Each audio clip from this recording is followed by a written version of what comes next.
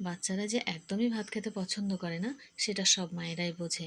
তাই বাচ্চাদের জন্য নিয়ে এসেছি আমি একটা দুর্দান্ত রেসিপি, দুধ পোলাও। আর এই দুধ পোলাও রেসিপিটা করতে গেলে আমাকে যেটা লাগছে গোবিন্দভোগ চাল, ঘি, গরম মশলা, লবণ, চিনি আর দুধ। এই কয়েকটা উপকরণ দিয়ে দুর্দান্ত স্বাদের একটা খাবার তৈরি করছি। এখন ফোড়ন দেওয়ার পরে চালটা ভালো করে ভেজে নেব। ভেজে নেওয়ার পরে 75 গ্রাম চাল আমি 150 গ্রাম জল দিয়েছি। আপনাদের পরিমাণ মতো আপনারা দেবেন। এখন চালটা সেদ্ধ হয়ে গেছে, দুধটা দিয়ে ভালো করে নাড়াচাড়া করে নেবো। আমি আমুল গুঁড়ো দুধ দিচ্ছি, আপনারা লিকুইড দুধও দিতে পারেন। এখন লবণ, চিনি সব কিছু ভালো করে মিক্স করে ভালো করে নাড়াচাড়া করে নেবো। তারপর নামাবার আগে 1 চামচ ঘি দিয়ে সার্ভ করব। আর এই পোলাওটা আমাদের বাচ্চারা ভীষণ পছন্দ করে, তবে আমার বাচ্চারা একটু বড়। একটার বয়স 22 বছর আর একটার বয়স 25 বছর। তো যাই হোক, আমার পোলাও রেডি হয়ে গেছে, আমি এখন সার্ভ করছি। আমার এই ধরনের ভিডিওগুলো যদি আপনাদের ভালো লেগে থাকে অবশ্যই দেখবেন, পাশে